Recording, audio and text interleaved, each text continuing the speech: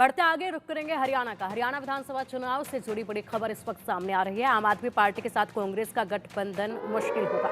गठबंधन पर हरियाणा के आम आदमी पार्टी अध्यक्ष ने बयान दिया है। कम सीटों पर गठबंधन संभव नहीं होगा, सुशील गुप्ता ने ये कहा है। बता दें कि लोकसभा चुनाव में जिस तरीके से इंडिया अलायंस के साथ मिलकर आम आदमी पार्टी ने हरियाणा में एक सीट पर चुनाव लड़ा था, कुरुक्षेत्र की सीट पर खुद सुशील गुप्ता ने चुनाव लड़ा था।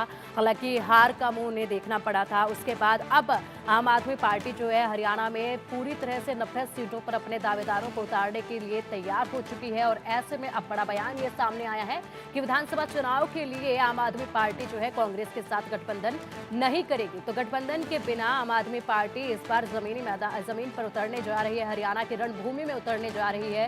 हालांकि लोकसभा चुनाव में एक सीट पर उन्हें कामयाबी नहीं मिली थी, लेकिन विधानसभा में आम आदमी पार्टी के दावेदार जो है अपनी किस्मत आजमाते नजर आएंगे। और गठबंधन को लेकर ये स्पष्ट अब कर दिया गया है कि कांग्रेस के साथ गठबंधन नहीं होगा आम आदमी पार्टी का हरियाणा में विधानसभा चुनाव को लेकर,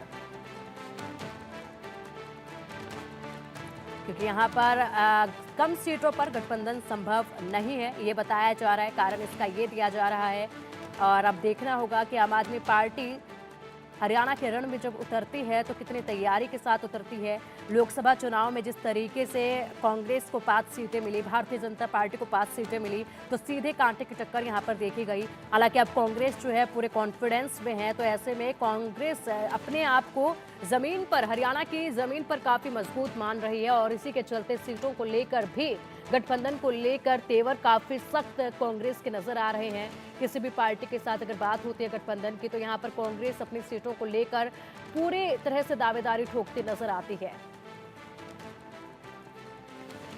आम आदमी पार्टी बहुमत की सरकार बनाने के लिए लड़ाई लड़ रही है। आम आदमी पार्टी व्यवस्था बदलने की लड़ाई लड़ती है। आम आदमी पार्टी इस बीजेपी की अहंकारी और तानाशाही सरकार को जड़ से उखाड़ के फेंकने की लड़ाई लड़ रही है। आम आदमी पार्टी इस लड़ाई के अंदर इन्होंने हमारे राष्ट्रीय नेतृत्व को बंद करके रखा। डरी हुई कायर सरकार ने, कायर तानाशाह ने हमारे ऊपर जो जुल्म नहीं करने चाहिए तो वो सभी जुल्म किए, परंतु आम आदमी पार्टी हर जुल्म को सह के भी इस तानाशाही सरकार को उखाड़ से फेंकने के लिए तैयार है। संजय सिंह जी हमारे वरिष्ठ नेता हैं, हमारे राष्ट्रीय नेता हैं। वो जो बात कहेंगे कुछ सोच समझ के ही कहेंगे, परंतु मेरे से मेरी हाईकमांड जब पूछेगी तो मैं उनको बताऊंगा। अगर मेरे से हाईकमांड इस बात पे बात करेगी तो मेरा स्पष्ट बात होगा कि इतनी सीटों पे आम आदमी पार्टी का समझौता नहीं होना चाहिए।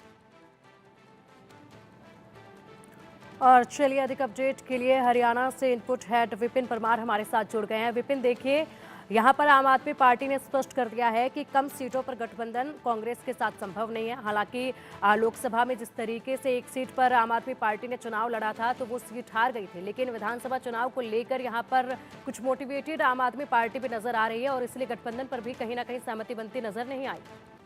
देखिए, सबसे बड़ी बात यह है कि मिसकम्युनिकेशन जो स्टेट यूनिट और सेंट्रल यूनिट का, यानी कि पार्टी आला कमान का स्टेट्स के साथ मिसकम्युनिकेशन है, वो दोनों पार्टियों में देखा जा सकता है। कांग्रेस पार्टी की स्टेट यूनिट ये कह रही है कि आम आदमी पार्टी के साथ किसी भी तरह का कोई गठबंधन जो है वो नहीं होगा। वहीं आम आदमी पार्टी के सुशील गुप्ता ये कहते हैं कि अगर मुझसे पूछा जाएगा तो मैं पार्टी आला कमान को बता दूंगा कि हम इस सिचुएशन में हैं कि हम अपने दम पर हरियाणा में सरकार बना सकते हैं। कल ये प्रपोजल जो है वो सीईसी यानी कि केंद्रीय चुनाव समिति की बैठक में आया था मल्लिकार्जुन खड़गे और राहुल गांधी की ओर से इस बात को लेकर, क्योंकि लोकसभा चुनाव में जिस तरीके से जो महागठबंधन हुआ, आम आदमी पार्टी के साथ तमाम दल जो है वो कांग्रेस के साथ जाते दिखाई दिए थे चुनाव में, और हरियाणा में भी एक सीट कोटे में जो है वो आई थी। लेकिन उसके बाद से केंद्रीय स्तर पर पार्टियां जो है वो आपस में बातचीत कर रही हैं गठबंधन को लेकर। ऐसी परिस्थिति में कांग्रेस का ये कहना है कि हम 50 से 55 सीटों पर आज की डेट में खड़े हैं। अगर हम गठबंधन करते हैं तो उसमें से 10-12 सीटें हमें दूसरे दल को देनी पड़ेंगी, यानी कि आम आदमी पार्टी को देनी पड़ेंगी, तो हम अपनी सीटों को क्यों कम करें। ऐसे में 90 की 90 विधानसभाओं पर कांग्रेस चुनाव लड़ने की बात कर रही है उनकी स्टेट यूनिट, जबकि केंद्रीय यूनिट का यह कहना है कि आप गठबंधन के बारे में सोचिए और आज अपनी जो स्क्रीनिंग कमेटी की बैठक है उसके बाद आप जब केंद्रीय चुनाव समिति की बैठक में आएंगे तो एक फैसला करके आइएगा कि क्या करना है और क्यों ये फैसला किया गया है। वहीं आम आदमी पार्टी की ओर से भी यही कहा जा रहा है कि हम पूरी तरह से आश्वस्त हैं कि हमारी सरकार जो है वो हरियाणा में बनने जा रही है। ऐसे में कम सीटों पर हम गठबंधन जो है वो नहीं करेंगे।